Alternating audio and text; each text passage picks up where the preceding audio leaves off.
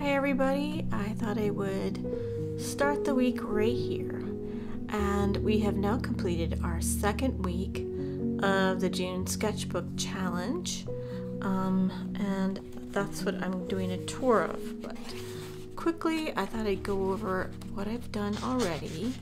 We did the theme, which is, or we set the intention of growth and the theme of random things. So I just did clouds initially and trees, and I did a even a wash of trees, which was fun to do.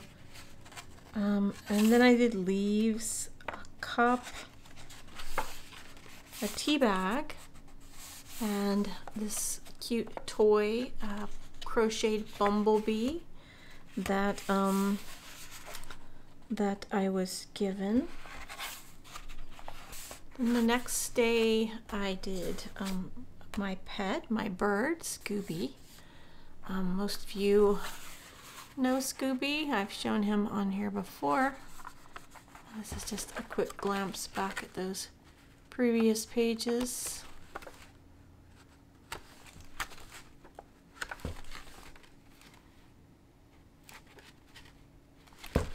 So anyways, this week I started off with the theme being loose. I wanted everything that I did to be really loose, or as loose as I could get it. Often when I try to paint loose, or, you know, in my sketchbooks or in especially any watercolor, I'm not as good in painting loose in oils, but I can kind of get there in watercolor. But I did just plants. And so these are just some plants from right outside my front yard. So just, I think this plant's called Pittosporum. You can see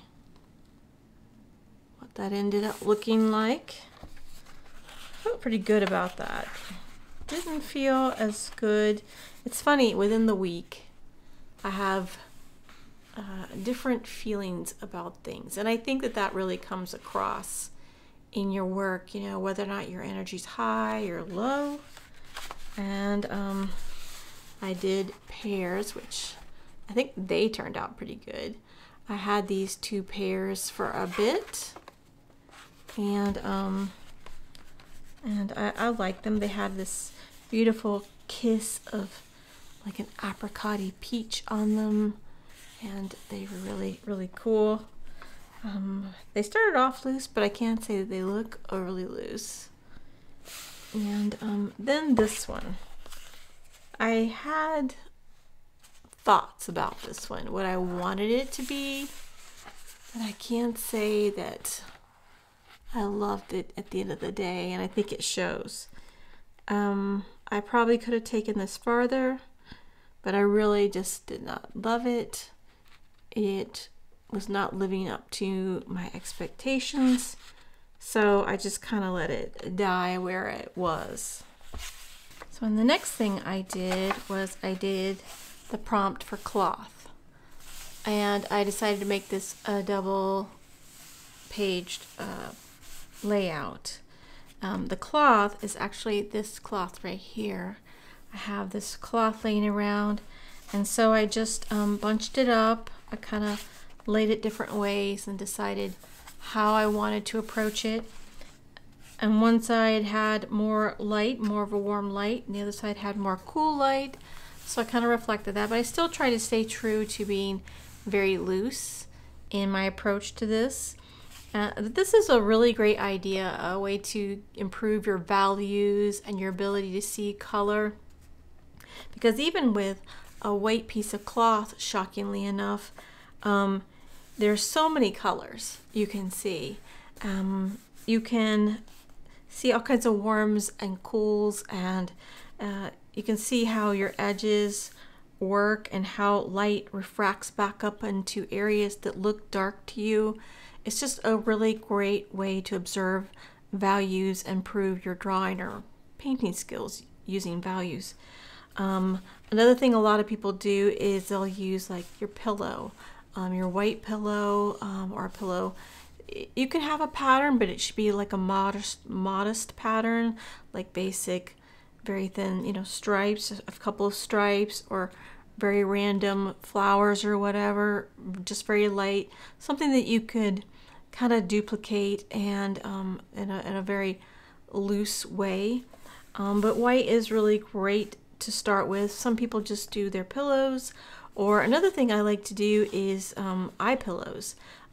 You know, like the kind of eye pillows, like the insert into an eye pillow like you use for yoga. They're usually white, like a normal pillow, and it fits inside an eye pillow.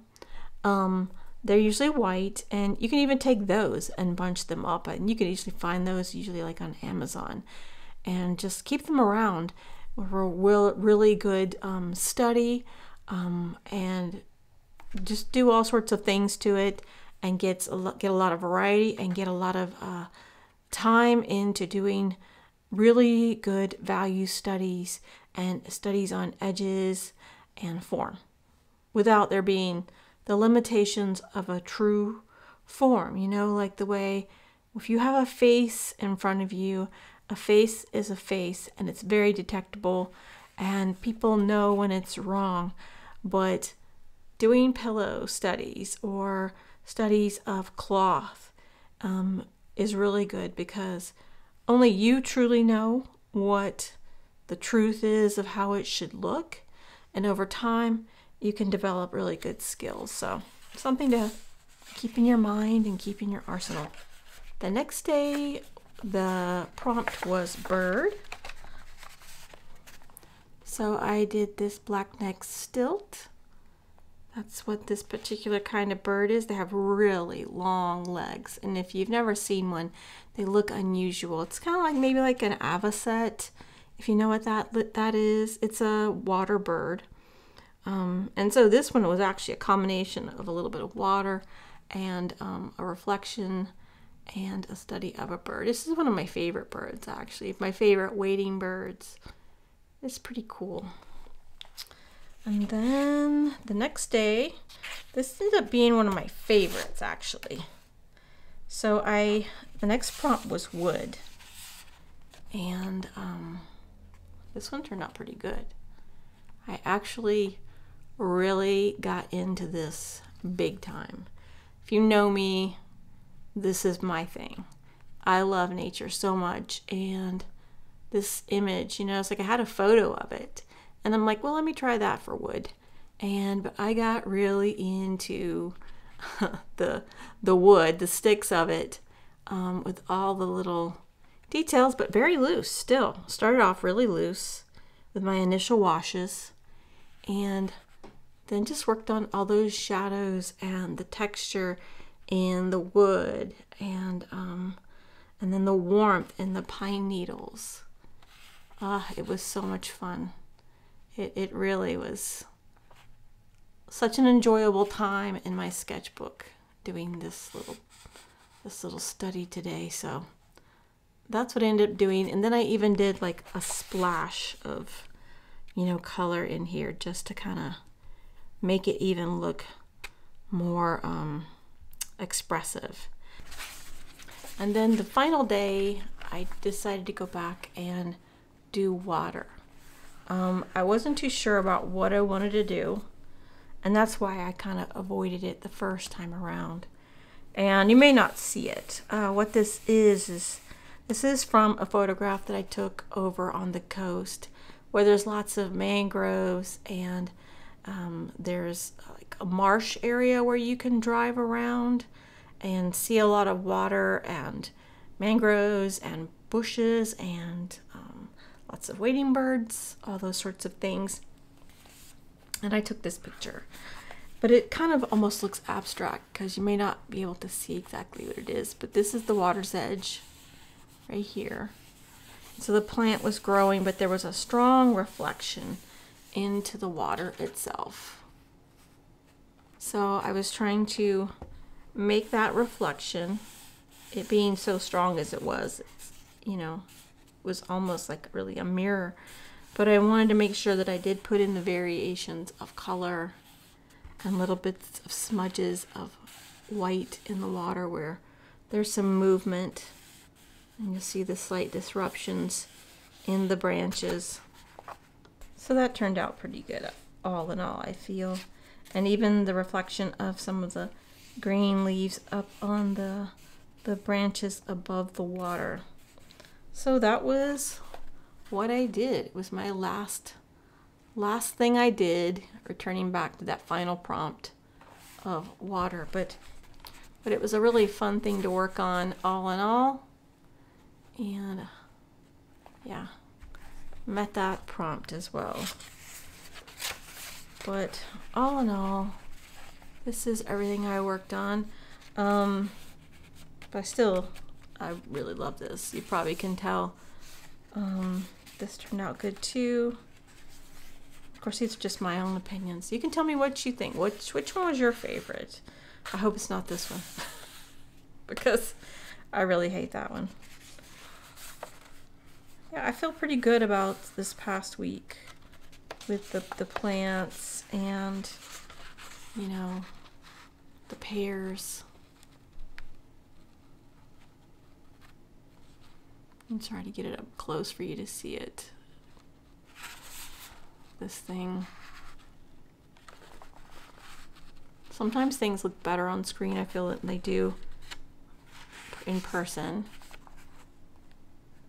I think this study of the cloth has some promise to it, although it's not my favorite. And so which one's your favorite? I'm curious what you think would be the best out of all these. What's your favorite out of all of the ones I've done thus far? He is pretty cute. That little crocheted toy sits at my work and he's adorable. I don't know what his name should be, but he doesn't have one. My cup, which I actually used today for my coffee. And I think I want to return to doing some of these washes. They really are fun for the landscapes. And you're not bogged down in color like I felt like I kind of got bogged down in the color with this before. And I do need to come back to some clouds. So that was this past week's work. But as I said earlier, I have the prompts for this coming week if you want to follow me over on Patreon. You can't see them all at the free level. You have to, you can go to the tiered levels, the paid levels of tiers that you can get the actual prompt. And I also have some instructions, like I did the tea bag that I did last week. There was a long demo of this tea bag over there if you want to know how I actually did this, because I think it turned out pretty well. It's not a very exciting subject, but for watercolor it turned out, I think, fairly well. And so that's over there as well as the prompts. But you could go over to Patreon and see if anything meets your needs, helps you in your own sketchbook adventures. And I have various demos and things that I'm starting to place up there. Like recently, I also, in addition to this demo, I had initially done a video a few weeks just before this sketchbook series started, the challenge started, and I talked about the challenge that was coming up for June. And then I actually showed my first sketching session. So the sketching session is a long session of where, for the first time, I'd actually sat out in the woods, and it's like you're sitting next to me and I'm drawing, but you actually can see the scenery. So in that session, it's a lake. It's a video where you're just placed in one location, and you can hear me and see me chatting off and on, and I show you some of my results. It's like you're sitting right next to me and we're sketching together. And so this is a series that I'm working on. Some of it will be available on YouTube, and then others would be on Patreon, so that you can watch it without the ads.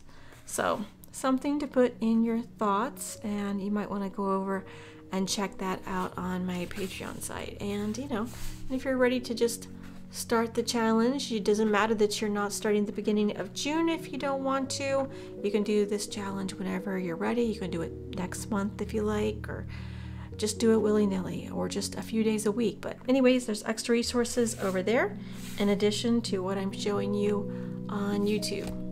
So I will be back next week for my next 7 days of the sketchbook challenge. And like I said, again, this week it is going to be a limited palette. And like I said, prompts are already over on Patreon, and those are the prompts for the most part I will be following, and that's what I've been following all along thus far in this month's challenge. Okay, all right guys, I will leave it here. I hope you have a great week. Bye.